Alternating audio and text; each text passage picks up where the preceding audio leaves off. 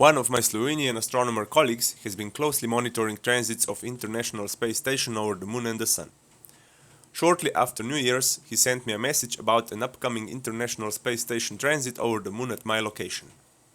I checked the details on the transit finder, and sure enough, the International Space Station was scheduled to pass very close to the Moon on January 10th at 8:30 p.m. local time. I immediately pinpointed the location where the International Space Station would pass directly over the center of the Moon and discovered it was just a few minutes drive away. I identified a crossroad on a tarmac road I know well, as I often cycle there with my kids. The next factor to check was the altitude, as a higher transit generally offers better chances of good seeing conditions. Fortunately, the transit was at 68.4 degrees, which is reasonably high. Another crucial detail was the exposure of the International Space Station to light. According to the data, the ISS would be in Earth's shadow during the transit, meaning only its silhouette would be visible. This also made precise timing essential for capturing the event.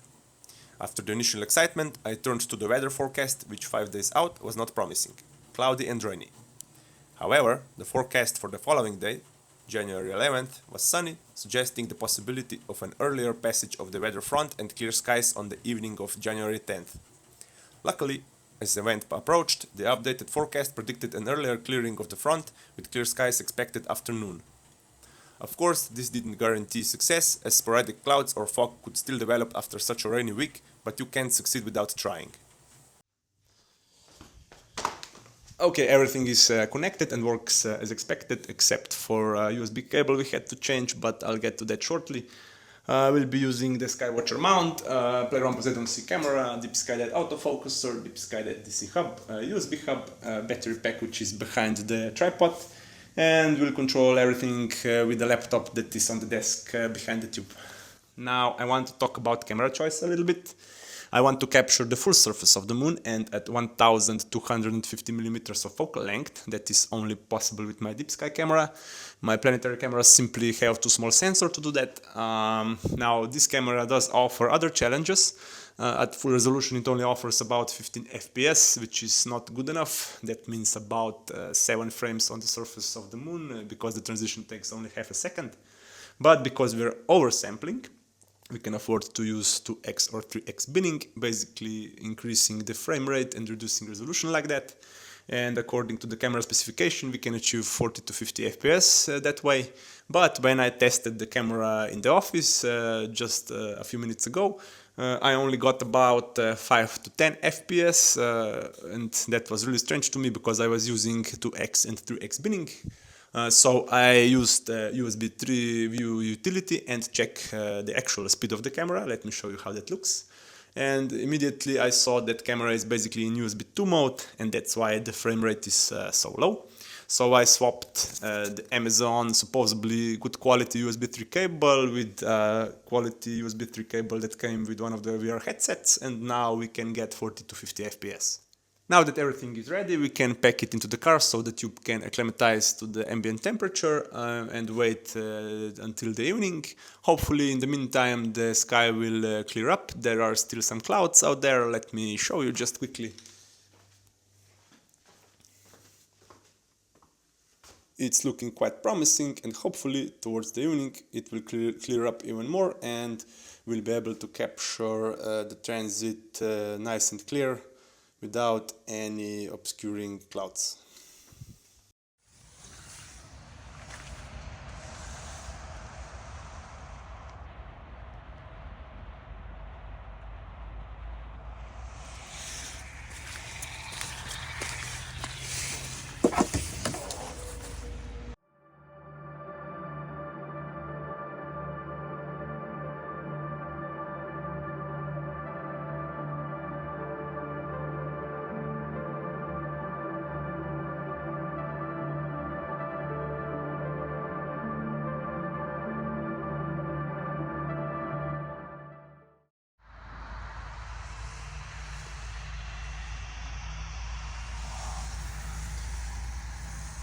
Telescope is pointed towards Moon, and autofocus was performed on stars.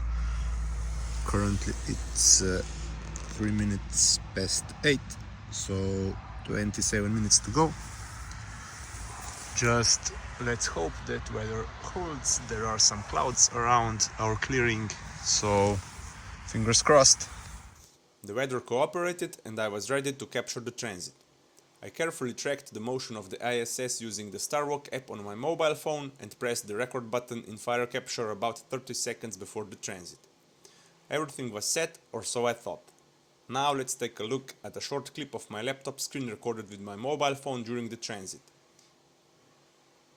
If you missed it, don't worry. Here's a slow motion replay. What immediately caught my attention was the slight blurriness and elongation of the station. That's when it hit me. I had been so focused on the frame rate that I overlooked just how fast the ISS moves across the surface of the moon. I had set the exposure to 10 milliseconds and kept the gain at 0, instead of reducing the exposure to 1 millisecond or less and increasing the gain. As a result, the silhouette of the station appears a bit blurry, though the shape of the ISS, including its solar panels, is still distinguishable. Now let's take a look at the high-resolution transit animation and composite image of all frames across the surface of the moon.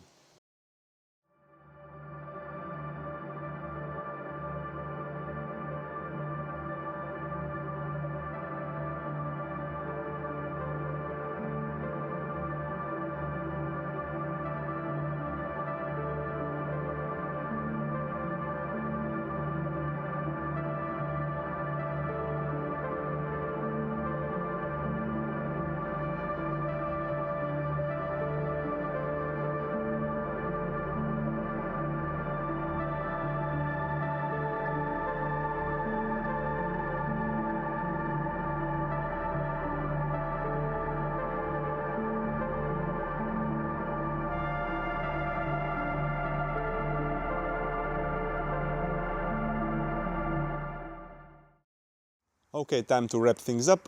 Technically, I did capture the transit and got 22 frames across the surface of the moon. Next time, I'll make sure to adjust the exposure appropriately and to get a much sharper image. I hope you liked the video. If you have any questions, do not hesitate to comment below. Stay tuned, and as always, clear skies.